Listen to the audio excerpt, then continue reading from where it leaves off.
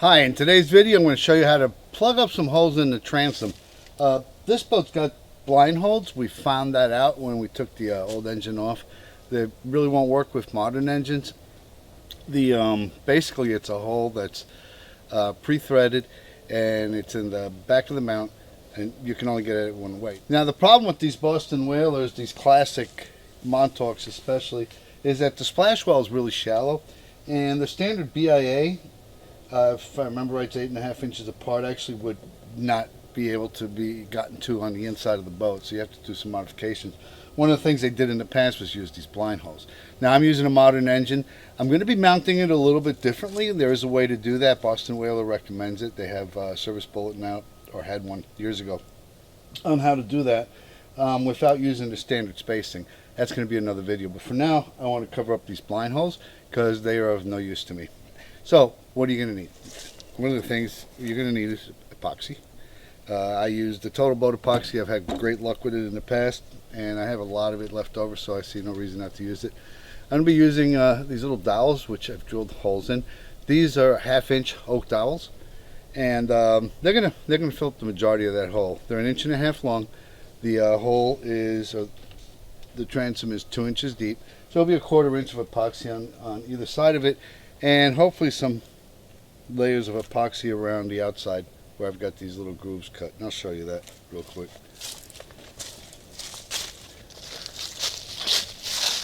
So the reason I've got a hole in the inside and some slits on the outside is so that the epoxy can flow back and at least coat parts of the outside and the inside of the plugs when we put them in.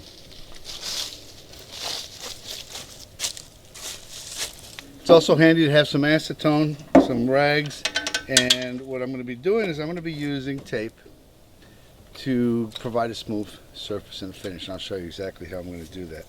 I also have epoxy dye, and this is white. You can try to do a color match, but it's probably not going to be close unless you have a bunch of these in different colors that you can match, but my concern is just getting it white so that the hole isn't very apparent. The outside doesn't matter, it's going to be covered up by the new engine. The inside, well, you can see it, so why not make it white? Anyway, it's only a couple of bucks, it's worth getting. Alright, so the first thing I'm going to do is clean all the surfaces with acetone. And the reason for that is so that the packing tape will adhere. And I'm going to put packing tape on the outside. Put a little bend in it so you can peel it off later. And I want this to be as smooth as possible.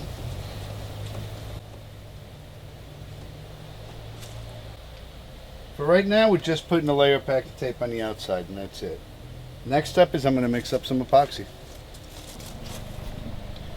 Now I'm going to use 2 pumps, which I think will give me, well, I'm going to use 3 pumps. That should give you enough.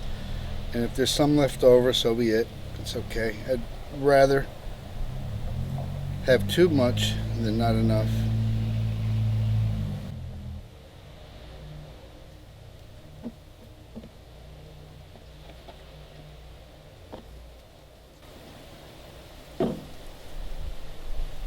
That was a weird 3, but I think I got 3 in there.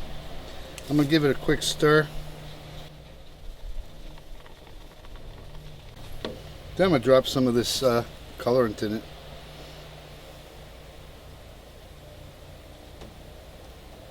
Now it does say that it's for epoxy. Resin colorant, so at epoxycolors.com.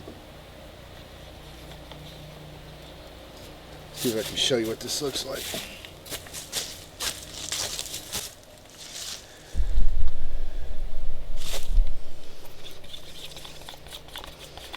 It's actually doing a fair job of coloring the epoxy.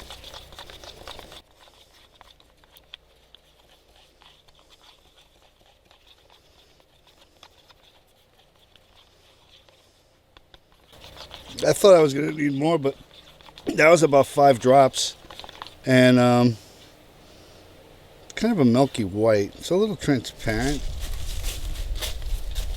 Alright, so the other thing I have, so I forgot to mention, one of them is a syringe, the 3cc syringe. You can get these on Amazon or Tractor Supply.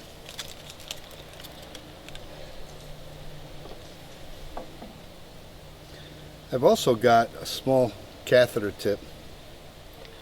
So I'm going to preload the syringe.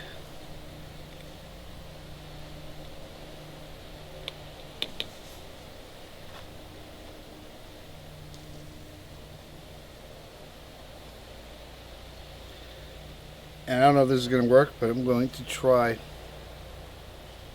to push it through that catheter. That should work. And the reason for that is I want to be able to get it deep inside of here. So I'm going to go close up. So I'm going from the inside, and I'm going to put about 1 cc. Alright, so I ended up going with about 1.5 cc. I'm giving this a nice little coating of epoxy. And I've also got this guy. I marked him off at 1/4 inch so you can see it better here. And I'm going to use that to push.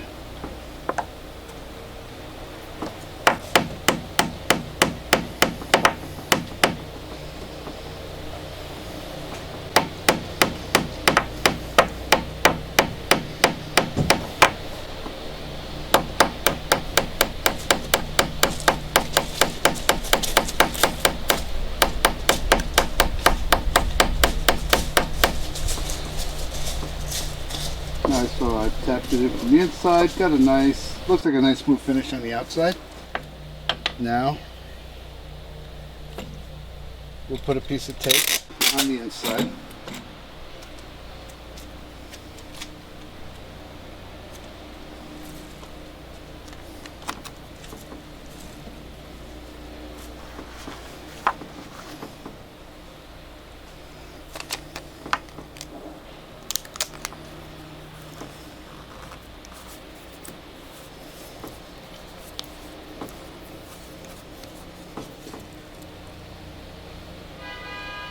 And I'm going to poke a little hole at the very top of this.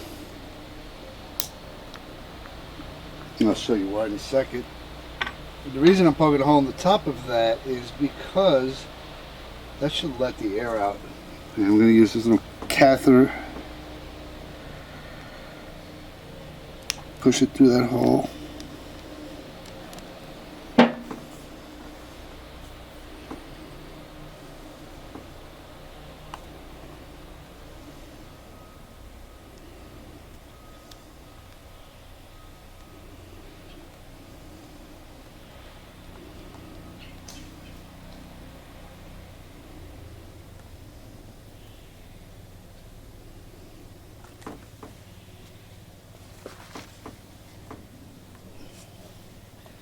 Just wiped off the excess.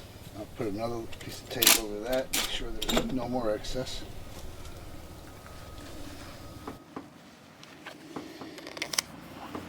There we go. So one thing I found out is you will have to come back and refill it, if you will, because that epoxy apparently is flowing into the dowel. That's okay.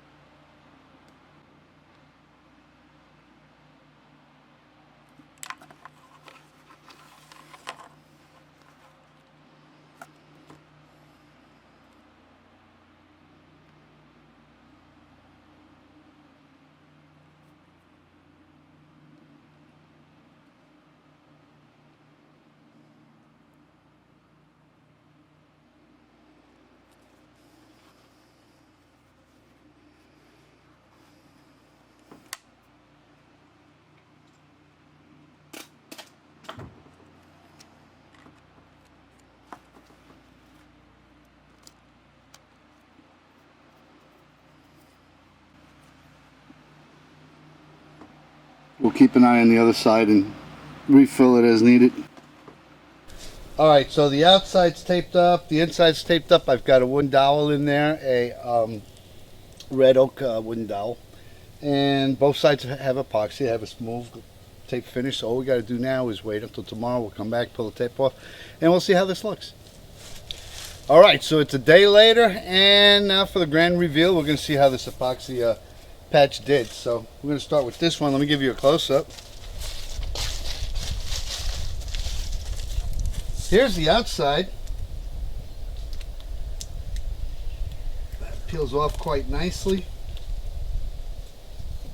Oh, that's really hard. Yeah, that is a good patch as far as I'm concerned. That's going to keep water out from intruding. One thing to note, if there's any excess epoxy on the outside, you can sand it down. And let's take a look at the inside. So here's the inside.